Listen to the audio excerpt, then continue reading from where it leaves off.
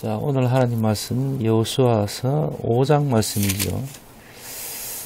1절 말씀은 힘을 잃은 가난한 사람들, 그리고 2절부터 9절까지 말씀은 할례 시행과 관련된 내용이고요. 그리고 10절부터 12절까지는 가나안 땅에서의 첫 번째 유월절 준수, 그리고 13절부터 마지막 15절 말씀까지는 여호와 군대 장관 등장입니다.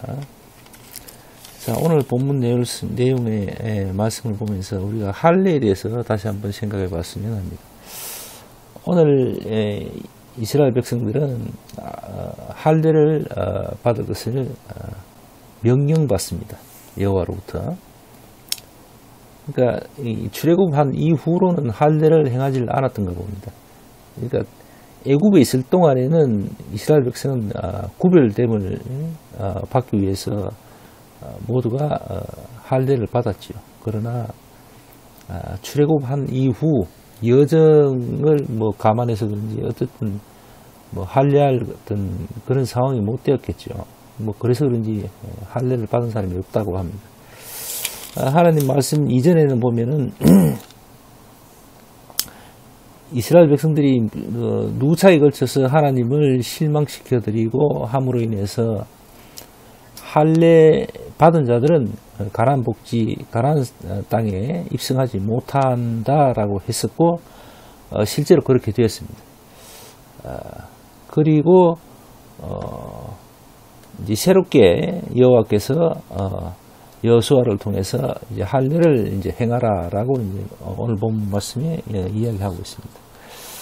그리고 13절에서 15절 말씀 마지막 절에 보면은 여호와의 군대 장관이 등장합니다. 하나님의 군대 대장이죠. 군을 통솔한 자가 여호수아 앞에 딱 나타나는 겁니다. 그러니까 여호수아가 적인지 아군인지 이제 구분을 이제 했고, 거기에 자신이 누구인지를 이제 이야기해 줍니다. 나는 여호와의 군대 장관으로 왔다라고 이제 이렇게 이야기를 합니다. 다시 말해서 이 할례를 명하신 이후에 여호와의 군대 장관이 등장한 부분을 우리가 다시 한번 잘 생각해 봐야 될 것 같습니다. 이전에 많은 분들이 들어는 영적 할례, 오늘날의 할례는 이러해야 할례 받은 것이다. 해서 이런 모습들의 또 이 얘기들을 각기 일에 늘어놓곤 했죠.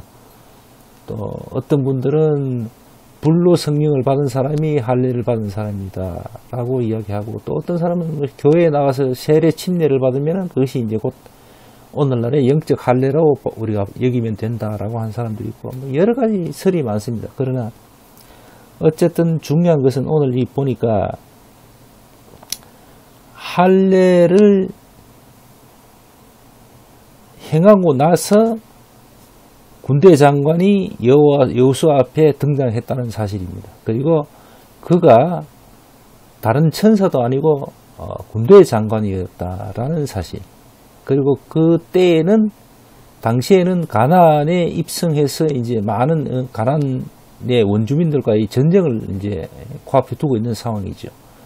싸움이 이제 계속 일어나야 하는 그런 상황인 겁니다. 그 때를 점해서 하나님의 군대를 통솔하고 있는 군대 장관, 군대 대장이 등장했고, 거기에 여호수아가 신을 벗고 엎드려 그를 맞이했다는 것. 그리고 그 전에 군대 장관이 등장하기 전에 할례를 받아라 했다는 사실, 그것을 우리가 염두에 둬야 합니다. 그러니까 어떠한 영적 할례든 이런저런 어떤 모습의 할례든 그게 중요한 것이 아니고, 하나님의 역사하심과 인도하심과 보호하심과 그런 하나님의 뜻에 부합된 사람들이 하나님의 역사를 체험하고 보자면은 하나님이 말씀하시는 그런 구별된 어떤 뭔가가 있어야 된다는 거죠.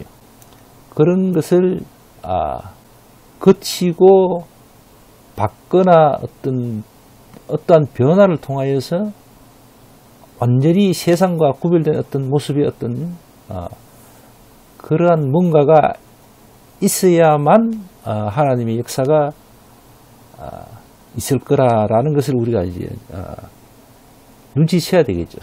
소위. 그러니까 오늘 이 말씀을 전하고 있는 저도 그렇고 보시는 분 모두가 오늘 다시 한번 새롭게 거듭나는 어떤 형태로든 거듭나는 어떤 그런 체험들, 그런 복을 누리시는 모두가 되었으면 하는 바람을 가지고 있습니다. 그래야만 하나님의 역사가 우리 삶 가운데 나타나리라 저는 그렇게 생각을 합니다. 자, 오늘 이런 큰 기대를 하면서 모두 다 편안한 시간 가지시기를 바랍니다. 기도하고